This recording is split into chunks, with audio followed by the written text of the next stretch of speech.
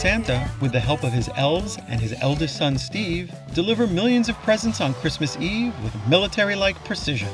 Operation Santa Claus is coming to town. Go, go! Engage rooftops. But when youngest son Arthur discovers that one little girl's present got left behind, Arthur snaps into action.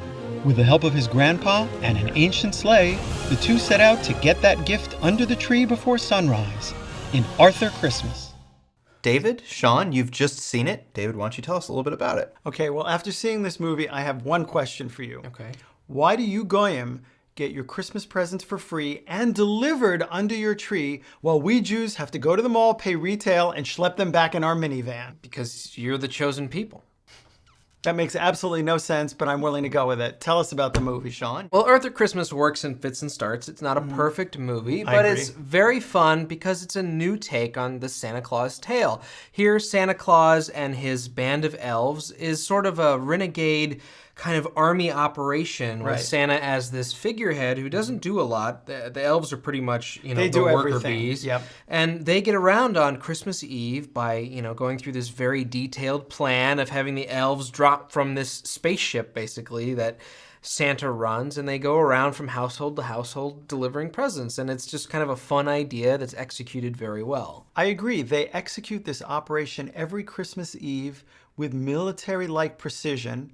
And they have this huge airship that allows them to get all around the world, and it's equipped with a Romulan cloaking device. So they're able to do this with a huge amount of stealth. No one knows that Santa is over their city, and all these elves are sneaking into houses and delivering their gifts. The thing I loved about this movie the most was something I didn't expect, and that is we are presented with the extremely dysfunctional family that are the Santa Clauses. You have Grandpa Santa, who's basically been shoved aside and pushed into this room in front of his TV and left to vegetate and die, much as the same way we treat many elderly people. You have the current Santa Claus, Malcolm, who's really kind of a stumble bum and strictly a figurehead because it's the elves that appear to do all of the deliveries on Christmas Eve.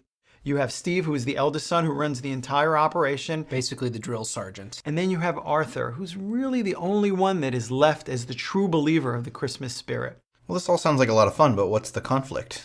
So on Christmas Eve, after all is said and done, one present doesn't get delivered. Out of millions of presents, only one by accident. Exactly. And Arthur, being the second son of Santa who believes so much in Christmas, decides to, along with his grandfather, go out on their own mission to deliver the present to this one little girl before she wakes up on Christmas morning. It's actually impressive from a screenplay standpoint. It's very polished.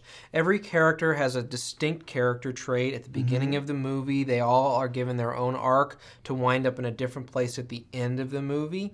And the middle section, where Grand Santa, as he's called in the film, and Arthur set out on this mission, it's treated like a road movie. That's right. It's like a road movie. They pull the old ancient sleigh out of the garage. They saddle up the reindeer that haven't been used in years, and off they go. It has that road movie quality where they have these strange, wacky excursions, but they also learn a few lessons along the way. And in the end, it's really about what's really special about Christmas, which is spending time with family. Right, and the clock is ticking because they have to deliver that present before sunrise on Christmas Day. I think it's a great time to talk about the voice characterization, because who steals the movie, Sean? Bill Nighy. Bill Nighy steals the movie as Grandpa Santa, Grand Santa as he's called. Can I watch with you, Grand Santa? Shut the door! Hell's berries is the North Pole! Is the kid still asleep? He mustn't see Santa. What if you do wake the odd nipper? A whack on the head with a sock full of sand and a dab of whiskey on the lips they don't remember in the morning? And those who know Bill Nighy from movies like Love Actually and Underworld and Harry Potter and the Deathly Hallows Part 1. Shaun of the Dead. Shaun of the Dead, yeah. No, he's got a very distinctive voice, but in this movie, that's not the voice he's using. I didn't know it was him until the final credits, and I even have Bill Nighy sing Make Someone Happy, that old Jimmy Durante Christmas standard, and he sings that very well, and I didn't know it was him singing that song either, so it's sort of a great spotlight for Bill Nighy throughout the entire picture. And he's just got some of the best lines in the movie, and he tosses them off so quickly that you really have to pay attention. When Grandpa Santa is talking, you're like focused, because it's like, what is going to come out of this guy's mouth next? Dasher!